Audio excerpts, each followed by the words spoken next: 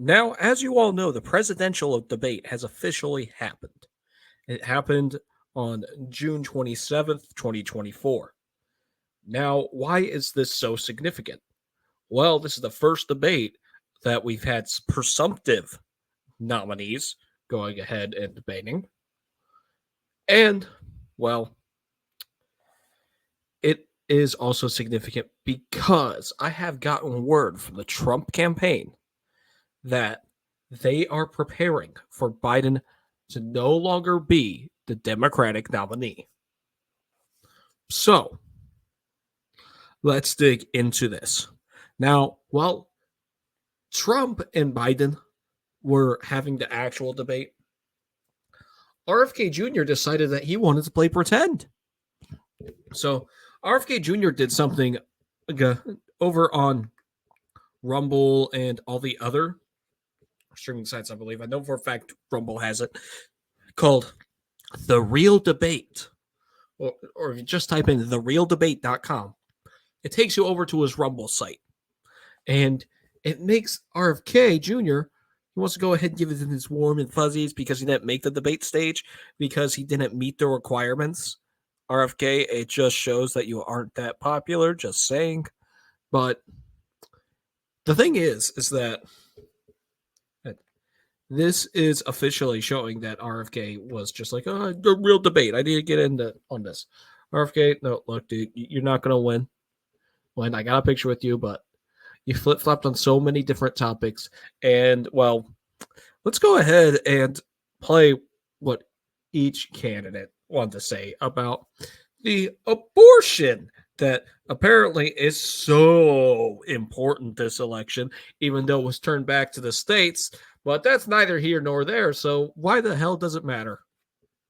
So let's go ahead. Let's look at RFK answering the question after everyone else does. Yes.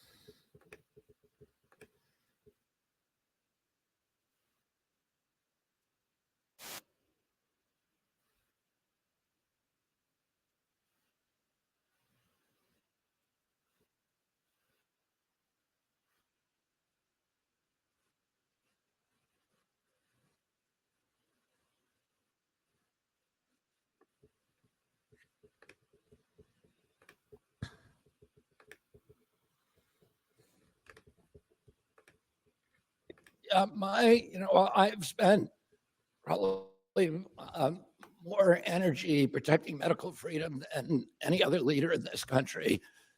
And bodily autonomy. So I think that abortion should be the choice of a woman, and that I worry about state involvement until the baby reaches viability. And I think the states have an increasing viability outside the womb. And I think that until the baby reaches viability. Well, there are preemies that are born or that are viable after the first trimester. The states have an increasing interest in protecting that child. My policy on abortion is called more choice, fewer abortions. And that's because 52% of the abortions in this country, the woman says that economic considerations played the key role in her decision. Every abortion is a tragedy. Many women don't want to have abortions. Over half of them have them because they do not believe that they can care for that child for financial reasons. I don't think that should happen in this country. I have a child care program. As I talked to you before, every dollar that we spend on weapons provides about 2 jobs. Every $1 million that we spend on weapons provides 2 jobs, creates 2 jobs. Every $1 million that we spend on child care creates 22 jobs. It's good for our economy. It's good for choice. It's good for limiting abortions, and that's what I'll do as president. And notice that RFK goes ahead and avoids, hey, are you going to support an abortion ban, or are you going to go ahead and let it be off the land? It's like, no, I believe in more choice. Are you fucking kidding me? Well, Like I said, RFK wanted to go ahead and play pretend with everyone else because he wasn't invited to the party because, he's not that popular. RFK goes ahead and he keeps on rambling on about this stuff. He'll go like, well, I just have to go ahead and say these things that I don't necessarily believe in. But as an independent candidate, I have to say these things to draw some support. I am not polling at 15% in any national poll. So. But no, the entire time with RFK's therealdebate.com stream that was going on, that's everything that he gets. You get his entire thing where he just sounds like a frog, and he's just avoiding the stuff. He's trying to take these jabs, but they're not landing. The man is playing pretend.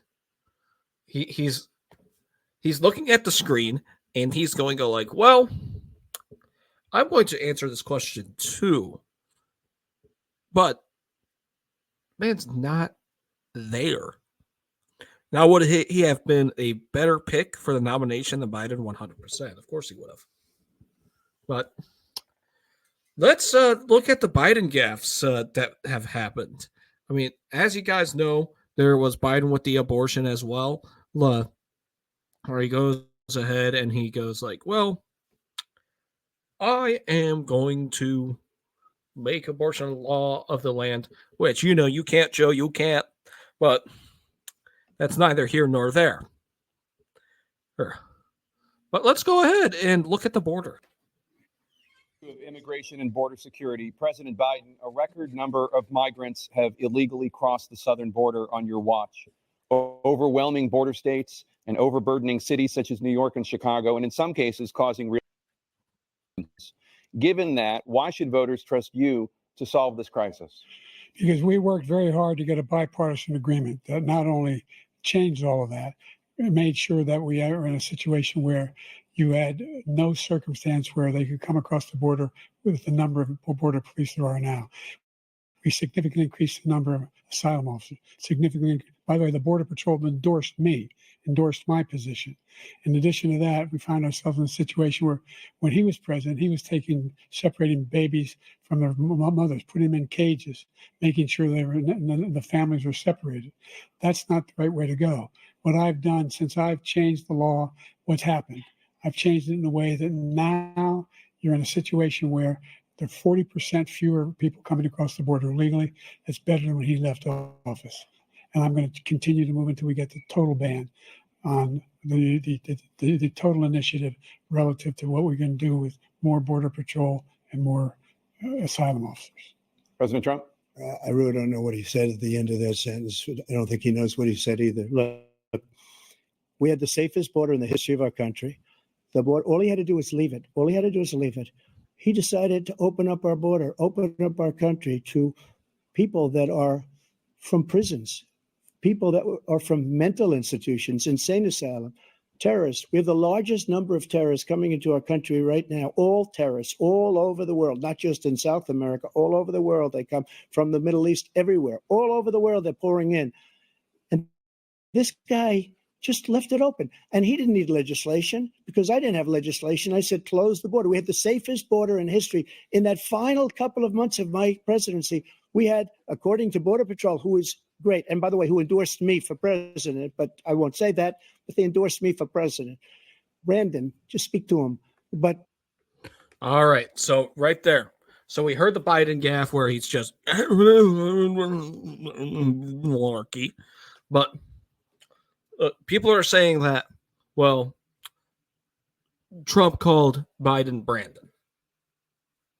Thing is that no, Trump did not call Biden Brandon. He was talking about the person that is in charge of the Border Patrol Union. He did not call Biden Brandon. Now, Joe Biden did make a claim, though. He said that Border Patrol supports him. Well, that is, in fact, a lie. Like, Biden has had the worst border that we've had in this country for like in decades. We've had terrorists coming over, and we've had people getting offed because of the Biden border policy. Now, oh, the thing is that like we're looking at the Biden administration and the lies that they've been telling to the American people. Now, look, is Trump lying too? Yeah, but look, it's a debate. There is that.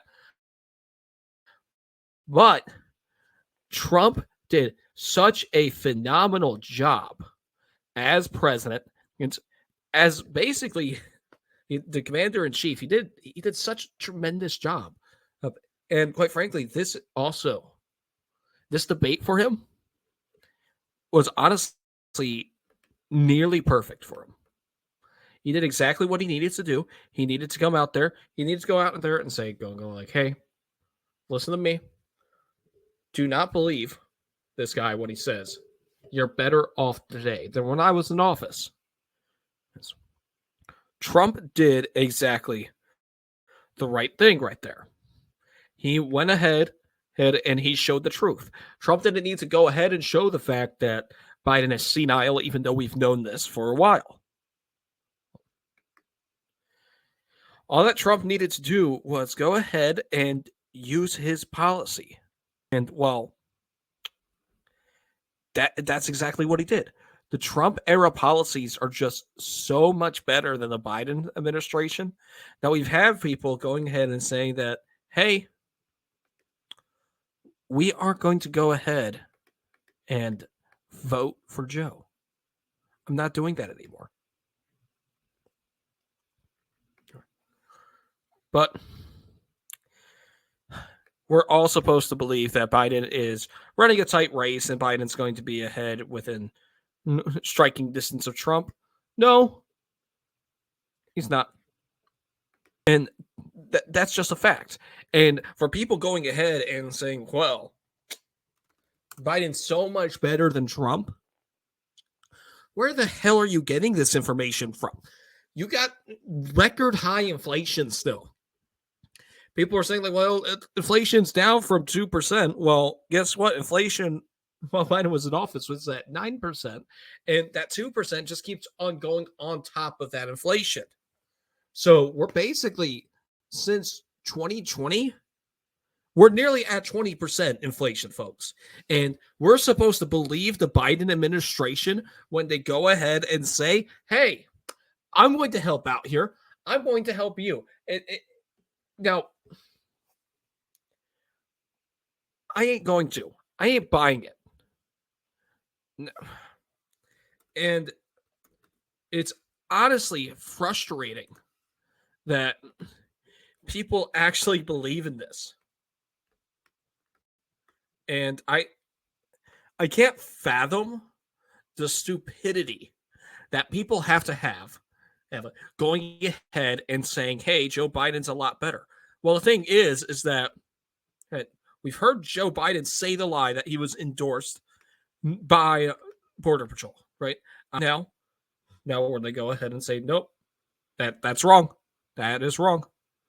So, and it's utterly insane that we have to go ahead, we have to listen to these people say that, hey, don't worry, everything's good, everything's grand.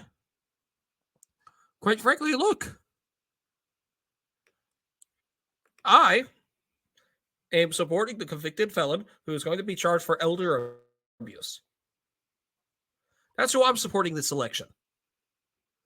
And I don't know who the hell you guys are, but I hope to hell it's not the geriatric motherfucker that doesn't know where the hell he is, that sniffs children daily so you can just get a good whiff to go ahead and say, hey, look at that. Oh, that's the stuff right there. Oh, that is fantastic. But no, this guy is just, we're just sitting here and it's just like, really? By the way, here is the tweet. Here it is, folks. Here it is for the Border Patrol Union over on Twitter. To be clear, we never have and never will endorse Biden. Boom. Headshot. Done. And we're supposed to take this guy for what he says? Now, the thing is that Biden died on that stage. He did. He just did. And quite frankly, the dude is lost. And we're supposed to sit here and believe that Joe is fit to run the country? Are you kidding me? Because here's the thing. Joe Biden needed help getting off stage last night. He did. Here it is. Here it is. This is Joe Biden getting helped off stage last night.